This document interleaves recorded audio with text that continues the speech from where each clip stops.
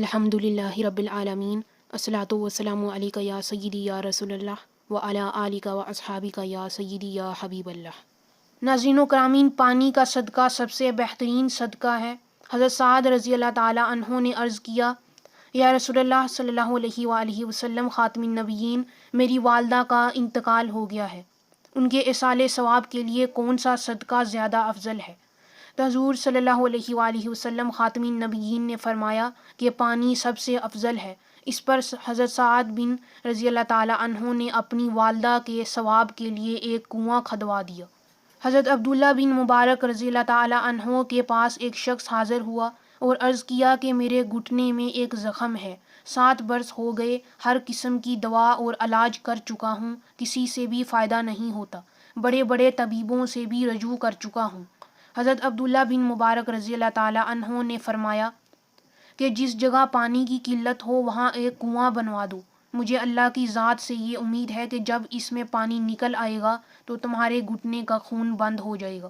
چنانچہ انہوں نے ایسا ہی کیا اور گھٹنے کا زخم اچھا ہو گیا۔ ناظرین و کرامین، ایک اور حدیث میں آپ خاتم النبیین صلی اللہ علیہ وآلہ وسلم نے ارشاد فرمایا، صدقہ دینے میں جلدی کرو کیونکہ مصیبت اس کو پھاند کر نہیں آئے گی، یعنی انسان اور مصیبت کے درمیان صدقہ دیوار کی طرح آڑ بن جاتا ہے، مصیبت اس کو کود کر صدقہ دینے والے پر نہ پہنچے گی۔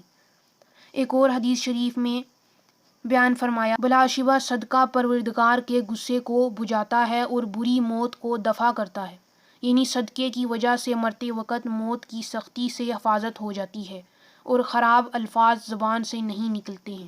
حضرت ابو موسیٰ رضی اللہ تعالی عنہ سے روایت ہے، نبی کریم صلی اللہ علیہ وآلہ وسلم نے ارشاد فرمایا، ہر مسلمان کے لیے صدقہ کرنا ضروری ہے۔ ابو موسیٰ نے پوچھا، اگر وہ صدقہ کرنے کے لیے کچھ نہ پائے؟ آپ نے فرمایا، اپنے ہاتھوں سے کام محنت مزدوری کرے اور اجرت حاصل کر کے اپنے نفس کو بھی نفع پہنچائے اور صدقہ بھی کرے۔ انہوں نے پوچھا، اسے اگر اس کی بھی طاقت نہ ہو؟ آپ نے فرمایا، وہ کسی مصیبت زدہ حاجت مند کی مدد کر دے۔ انہوں نے کہا، اگر وہ اس کی بھی طاقت نہ رکھے؟ آپ نے فرمایا، وہ نیکی یا بلائی کا حکم کرے۔ انہوں نے پوچھا، اگر وہ یہ بھی نہ کرے؟ آپ نے فرمایا، وہ دوسروں کو نقصان پہنچانے سے باز رہے، یقیناً یہ بھی ایک صدقہ ہے۔ سورۃ العمران میں ہے، تم نیکی کے مقام تک اس وقت تک ہرگز نہیں پہنچو گے جب تک ان چیزوں میں سے اللہ کے لیے خرچ نہ کرو جو تمہیں سب سے زیادہ محبوب ہیں۔ ناظرین و کرامین، کسی نااہل کو صدقہ مل جانے پر بھی صدقے کرنے والے کو نیت کا اجر ملے گا۔ رسول اللہ خاتم النبیین صلی اللہ علیہ وآلہ وسلم نے ارشاد فرمایا، ایک شخص نے کہا کہ میں آج کی رات ضرور کچھ صدقہ دوں گا، پس وہ اپنا صدقہ لے کر چھپ کر صدقہ کرنے کی نیت سے رات کو نکلا اور انجانے میں کسی زانیہ عورت کے ہاتھ میں دے دیا۔ پھر لوگ صبح آپس میں باتیں کرنے لگے کہ رات کسی زانیہ کو صدقہ دے دیا گیا ہے۔ اس نے کہا، یا اللہ، تیرے ہی لیے حمد ہے، کیا کسی زانیہ پر میرا صدقہ چلا گیا؟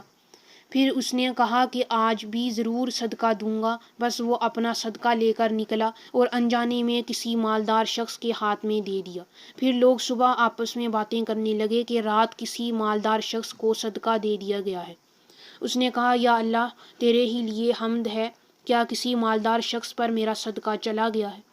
پھر اس نے کہا کہ آج بھی ضرور صدقہ دوں گا، بس وہ اپنا صدقہ لے کر نکلا اور انجانے میں کسی چور کے ہاتھ میں دے دیا۔ پھر لوگ صبح آپس میں باتیں کرنے لگے کہ رات کسی چور کو صدقہ دے دیا گیا ہے۔ اس نے کہا، یا اللہ، تیرے ہی لیے حمد ہے، میرا صدقہ بھی کبھی زانیہ کو، کبھی مالدار کو اور کبھی کسی چور کے ہاتھ میں جا پڑا۔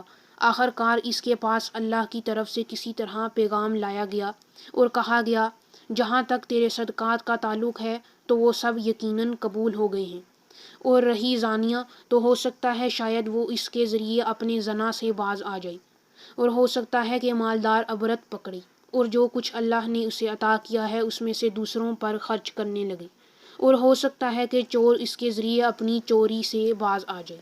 ناظرین و کرامین، ایک اور روایت میں حضرت ابو ذر غفاری رضی اللہ تعالی عنہ سے مروی ہے کہ رسول اللہ خاتم النبیین صلی اللہ علیہ وآلہ وسلم نے ارشاد فرمایا، ہر مسلمان آدمی پر ہر دن صدقہ کرنا ضروری ہے، لوگوں نے کہا اے اللہ کے رسول خاتم النبیین صلی اللہ علیہ وآلہ وسلم، ہمارے پاس اتنا مال کہاں ہے کہ روز صدقہ کریں؟ آپ خاتم النبیین صلی اللہ علیہ وآلہ وسلم نے فرمایا کہ صدقہ کرنے اور ثواب حاصل کرنے کے ذرائع بہت ہیں، صرف مال ہی نہیں۔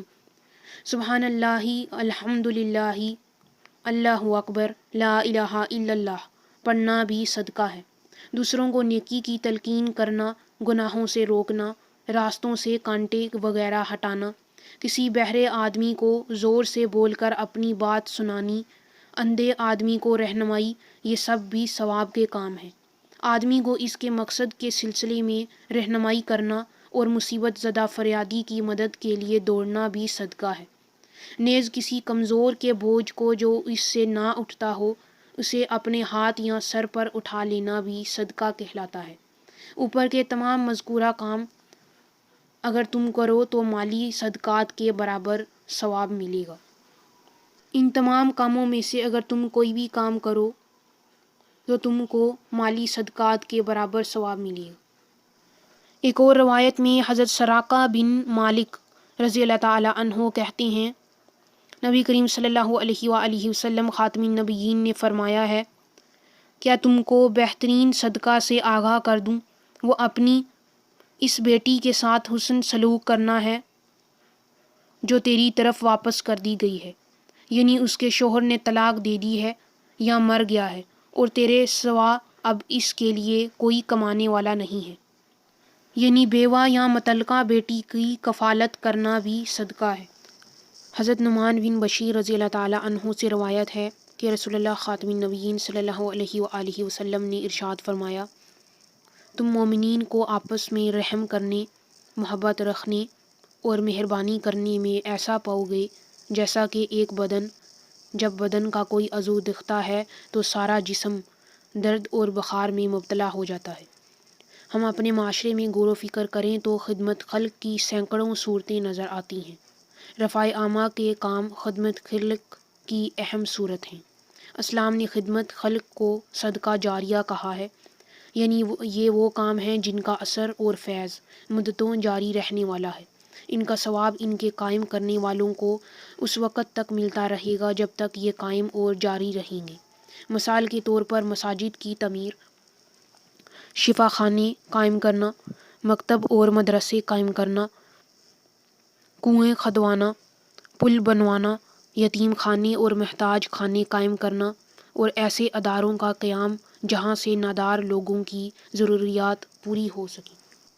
حضرت ابو ہریرہ رضی اللہ تعالی عنہ حضور اکرم صلی اللہ علیہ وآلہ وسلم خاتم النبیین سے روایت کرتے ہیں کہ سخاوت کرنے والا شخص اللہ تعالیٰ اور جنت کے قریب ہے۔ سخی اگر جاہل ہو تو بخیل عابد سے اللہ کے نزدیک زیادہ محبوب ہے۔ حضرت لقمان رضی اللہ تعالی عنہ نے اپنے بیٹے کو وصیت کرتے ہوئے کہا تھا، بیٹا جب بھی تم سے کوئی گناہ سرزد ہو جائے تو صدقہ دے دیا کرو۔ حضرت سلمان رضی اللہ تعالی عنہ مدائن کے گورنر تھے اور 5000 درہم وظیفہ پاتے تھے، لیکن جب بیت المال سے وظیفے کی رقم ملتی تھی تو اپنی ساری تنخواہ خیرات کر دیا کرتے تھے اور اپنی روزی یعنی معاش کے خود محنت کرتے تھے۔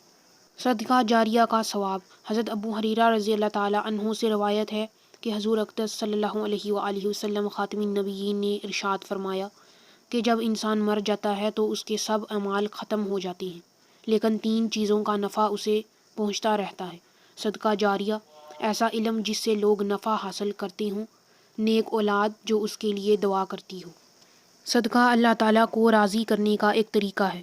حضرت انس رضی اللہ تعالیٰ عنہ کہتے ہیں کہ رسول اللہ خاتم النبیین صلی اللہ علیہ وآلہ وسلم نے ارشاد فرمایا کہ صدقہ اللہ تعالیٰ کو راضی کرتا ہے اور بری موت کو دور کرتا ہے۔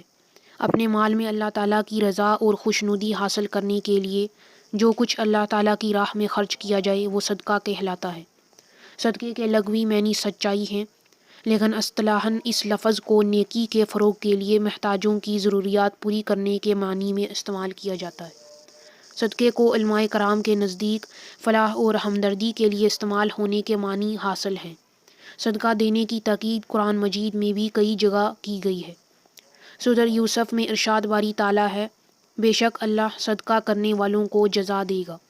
اسی طرح سورۃ الحدید آیت نمبر 18 میں اللہ تعالیٰ کا فرمان ہے، بے شک صدقہ دینے والے مرد اور صدقہ دینے والی عورتیں اور جو اللہ کو خلوص کے ساتھ قرض دے رہے ہیں، ان کے لیے یہ بڑھایا جائے گا اور ان کے لیے پسندیدہ اجر و ثواب ہے۔ قرآن پاک کی ان آیات کی روشنی میں بات بالکل واضح ہو جاتی ہے کہ صدقہ دینے والے کے مال و دولت میں کمی نہیں بلکہ اضافہ ہوتا ہے، اور اللہ تعالیٰ ایسے شخص کو دگنی نعمتوں سے مالا مال فرماتے ہیں۔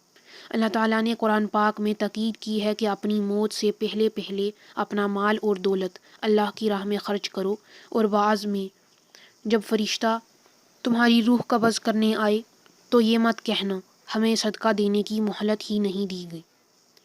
حضرت ابو ہریرہ رضی اللہ تعالیٰ عنہ سے روایت ہے کہ ایک شخص رسول اللہ خاتم النبیین صلی اللہ علیہ وآلہ وسلم کی خدمت میں حاضر ہوا اور عرض کی، یا رسول اللہ خاتم النبیین صلی اللہ علیہ وآلہ وسلم، کون سا صدقہ افضل ہے؟ آپ صلی اللہ علیہ وآلہ وسلم خاتم النبیین نے فرمایا، تم صدقہ خیرات دیا کرو جبکہ تم تندرست ہو، فقر سے خوف رکھو، دولت کی امید رکھو، اور اس وقت کے انتظار میں نہ رہو جبکہ جان گلے میں آ رہی ہو، اور اس وقت یہ کہتے ہو کہ فلاں کو اتنا دے دو اور فلاں کو اتنا، یا یہ مال اب فلاں شخص کا ہے۔ صحابہ کرام رضی اللہ تعالیٰ عنہ سخت تنگ دست تھے، تاہم انہیں تھوڑا بہت جو کچھ ملتا تھا اسے صدقہ و خیرات کر دیا کرتے تھے۔ حضرت ابو بکر صدیق رضی اللہ تعالیٰ عنہ کا قول ہے، فقیر کے سامنے عاجزی اور ادب کے ساتھ صدقہ پیش کرنا چاہیے، کیونکہ خوش دلی سے صدقہ دینا قبولیت کی دلیل ہے۔ ناظرین و کرامین، خیر و برکت سے متعلق وہ کون سے ایسے انمول موتی ہیں جو مسلمانوں کے سوا اور کسی کو حاصل نہیں؟ وہ کون سی ایسی خصوصی دعا ہے جو حضرت خاتم النبیین صلی اللہ علیہ وآلہ وسلم نے مسلمانوں کو ارشاد فرمائی؟ اور وہ کون سے ایسے عمل و آداب ہیں جو کہ گھر میں خیر و برکت کا باعث بنتے ہیں؟ انشاءاللہ اگلی ویڈیو میں ہم اسی سے متعلق بات کریں گے۔ اللہ حافظ۔